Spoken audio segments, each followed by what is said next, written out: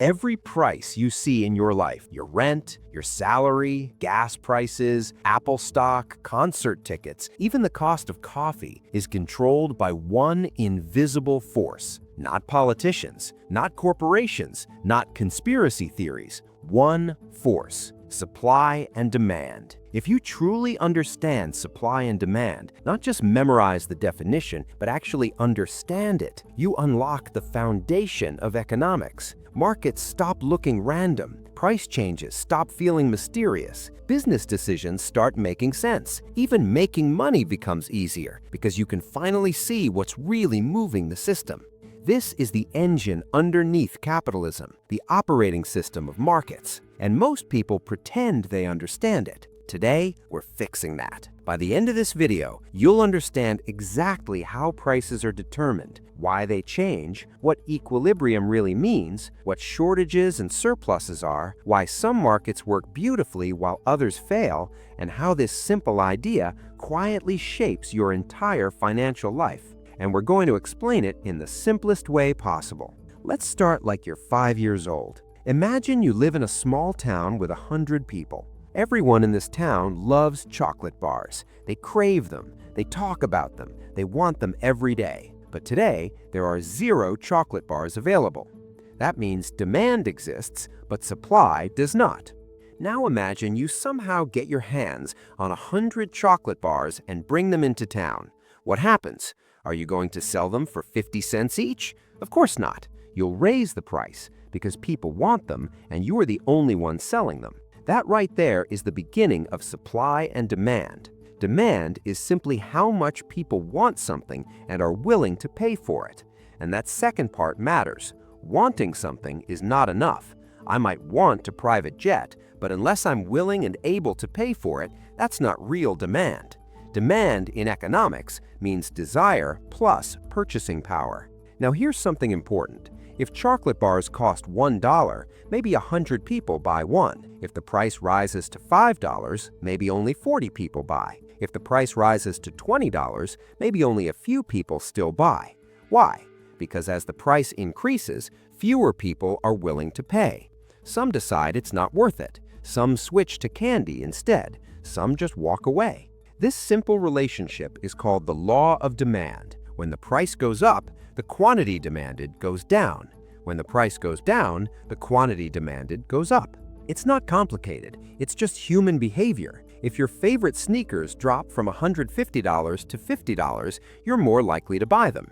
If they jump to $400, you suddenly don't need them anymore. Now let's flip the perspective. Supply is about sellers. Supply is how much producers are willing to sell at different prices. If chocolate bars sell for 50 cents, very few businesses will bother producing them. There's barely any profit. But if chocolate bars sell for $10 each, suddenly every entrepreneur wants to open a chocolate factory. Higher prices attract more producers. Lower prices push producers away. That relationship is called the law of supply. When price goes up, quantity supplied goes up. When price goes down, quantity supplied goes down. Now, here's where things get interesting. Demand pushes prices down. Supply pushes prices up. Buyers want low prices. Sellers want high prices. So who wins? Neither. The market finds a balance. Imagine chocolate bars are priced at $10. At that price, companies produce 1,000 bars, but only 200 people are willing to buy. That means 800 bars sit unsold. That's called a surplus, too much supply. What happens next? Sellers lower the price because unsold chocolate doesn't make money. Now imagine chocolate bars are priced at $1. At that price, 1,000 people want to buy, but only 200 bars are available. That's a shortage, too much demand. What happens? Buyers start competing. Some offer $2, some offer $3. The price gets pushed up. This process continues until the quantity people want to buy exactly equals the quantity sellers want to sell. That magic point is called equilibrium. Equilibrium is not a good price or a bad price. It's simply the balance point where there's no shortage and no surplus. It's the price where the market clears. And here's the powerful part.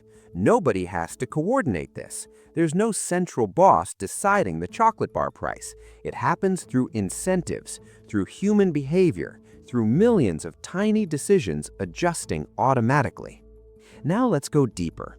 Prices change constantly in real life. Why? Because either supply changes or demand changes. That's it. There are only four possibilities. Demand increases, demand decreases, supply increases, supply decreases. Let's walk through them. If suddenly a new health study says chocolate bars improve brain function, demand increases. At every price, more people want chocolate. That shifts the entire demand curve outward. What happens next? Price rises. Quantity sold increases. Producers make more. That's how markets respond. Now imagine instead that a study says chocolate causes severe acne and baldness. Demand decreases. At every price, fewer people want chocolate. Prices fall. Production shrinks. Now let's look at supply. Suppose a new machine is invented that makes chocolate production faster and cheaper. That means at every price, producers are willing to sell more. Supply increases. Prices fall. Quantity increases. Consumers win. But now imagine a hurricane destroys cocoa farms. Supply decreases. At every price, fewer bars are available. Prices rise. Quantity falls. When you watch the news and see gas prices spike, housing prices explode, or eggs suddenly cost more, you can always ask the same question. Did supply change or did demand change? That question alone puts you ahead of most people financially. Now let's talk about something deeper. Prices are not random numbers, they are signals. High prices send a signal that something is valuable and scarce. Low prices send a signal that something is abundant or less desired. When oil prices rise, companies invest in drilling more oil. When prices fall, they slow down production. When housing prices rise, developers build more houses. When prices fall, construction slows down. Supply and demand allocate resources without anyone planning the entire system. That's why markets feel almost magical. But they are not perfect.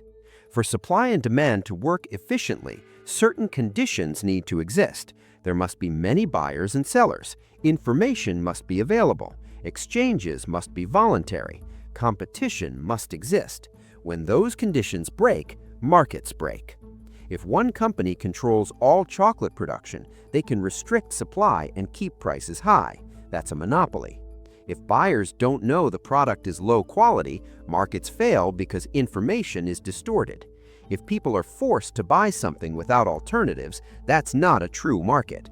This is why some industries require regulation. Let's take an extreme example. Imagine firefighters operated purely on supply and demand. Your house is burning, you call for help, they say, it'll cost $25,000. What's your card number? In some cases, we decide markets shouldn't operate freely. But for most goods, food, clothes, electronics, stocks, markets do the heavy lifting. Now here's one of the most important concepts: voluntary exchange. When you buy something, it means you value the product more than the money you gave up. When the seller accepts your money, it means they value the money more than the product. Both sides win. That's why trade creates value. Markets are not zero-sum games. They are systems of mutual benefit. Now think about your salary. That is also determined by supply and demand. If your skills are rare and in high demand, companies compete and wages rise. If many people can do your job easily, wages stay lower.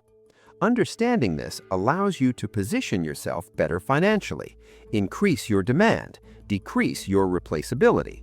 That's supply and demand applied to your career. Once you truly grasp this framework, investing becomes clearer, business opportunities become clearer, pricing strategies make sense. You stop reacting emotionally to headlines and start analyzing structurally. Supply and demand is not just an economic theory, it is the lens through which markets function. So let's summarize everything in simple language.